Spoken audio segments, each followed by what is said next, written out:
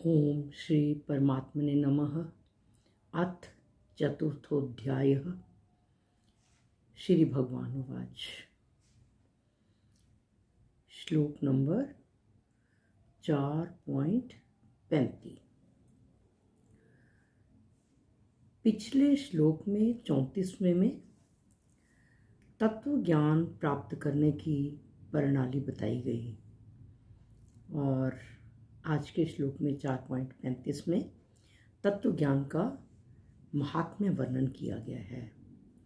ये श्लोक है, यज्ञात्वा न पुनर्मोह मेवं यास्यसि पांडव येन भूतान्यशेषेण द्रक्ष्यस्यात्मन्यथो मयि। इस श्लोक में कहा है यज् ज्ञात्वा, इसमें है यत् प्लस ज्ञात्वा। यत् जिस क्या चीज, तत्व ज्ञान को, जिस तत्व ज्ञान को ज्ञात्वा जानकर अर्थात अनुभव करके पुनः एवं मोहम न यास्यसि, फिर तू इस प्रकार मोह को प्राप्त नहीं होगा। और आगे कहा है पांडव, पांडव का मतलब अर्जुन के लिए कहा गया, पांडुपुत्र।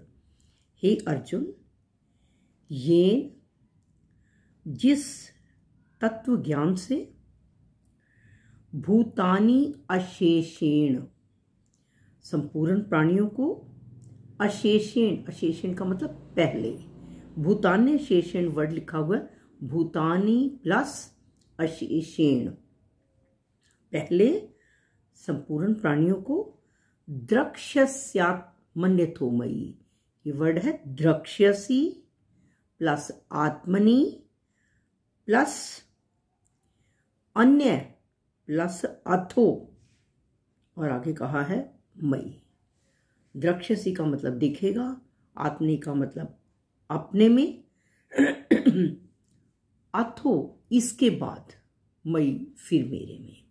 तो श्लोक में बताया गया है, जिस तत्व ज्ञान को जानकर तू पहले इस मोह को दोबारा प्राप्त नहीं होगा और पहले अपने में संपूर्ण प्राणियों को देखेगा और फिर उसके बाद मुझ परमात्मा में सभी को देखेगा।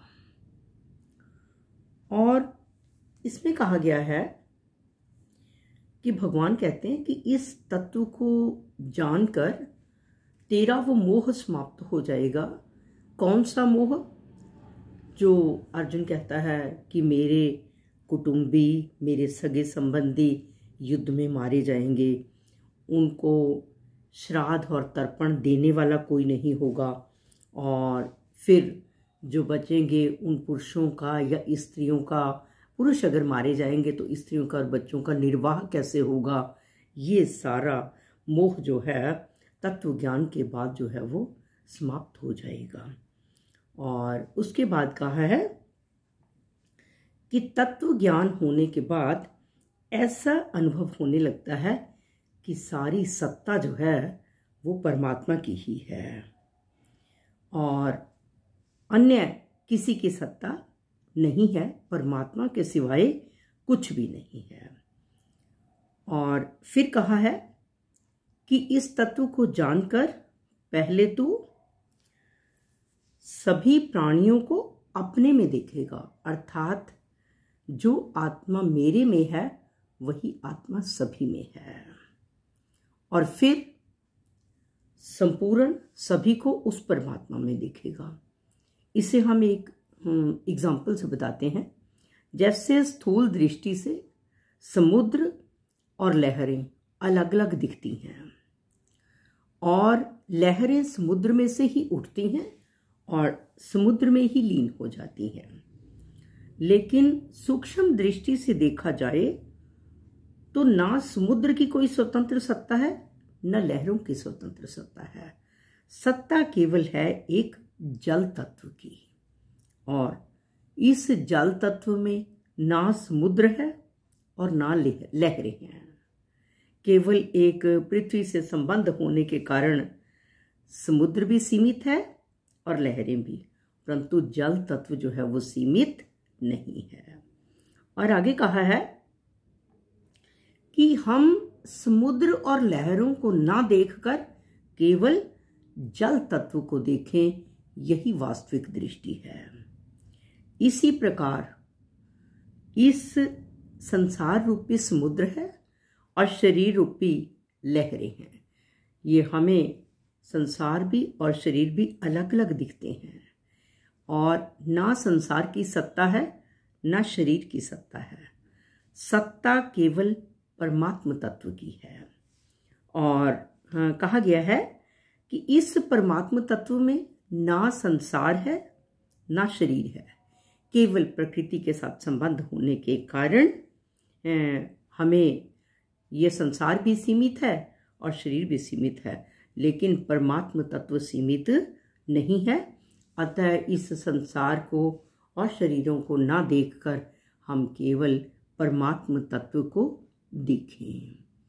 इसका एक और एग्जाम्पल हम लेते हैं कि जैसे डॉक्टर शरीर के भीतर हार्ट, ये हमारी हड्डियाँ, मांस, हमारी रगें, नाड़ियाँ और नाड़ियों में बहता हुआ खून ये देखता है, लेकिन कहा गया है कि अज्ञान का आवरण हटते ही पता चलता है कि वास्तविक सत्ता जो है वो तो परमात्मा की है। परमात्मा के सत्ता के सिवाय ये शरीर चल नहीं सकता। तो इसलिए हम वास्तविक सत्ता जो परमात्मा की है उस वास्तविक सत्ता की ओर ध्यान दें। और इस श्लोक में यही कहा है कि उस तत्व ज्ञान को तू प्राप्त करके पहले नंबर पर तेरा मोह समाप्त हो जाएगा, और दूसरे नंबर पर तू सभी प्राणियों में अपने आप को देखेगा, और तीसरा पॉइंट है कि सभी को, अपने को भी और सारे संसार को भी उस परमात्मा में देखेगा। तो हम उस तत्व ज्ञान को प्राप्त करके, तत्व ज्ञान क्या है? ये शरीर अलग है और आत्मा अलग है। अगर नाश होता है तो शरीर का होता है, आत्मा का कभी नाश नहीं होता। आत्मा तो केवल इस प्रकार से है कि जैसे एक मैला कपड़ा उतारकर दूसरा साफ सुथरा कपड़ा पहन लिया जाता है, तो इस प्रकार से आत्मा का कभी नाश नहीं होता। तो हम इस तत्व ज्ञान को समझने का प्रयास करें। सर्वे भवन्तु सुखिनः, सर्वे सन्तु निरामया, सर्वे भद्राणि पश्यन्तु, मां कश्चित् दुःख भाग् भवेत्, मां कश्चित् दुःख भाग् भवेत्। श्री कृष्ण अर्पणम अस्तु।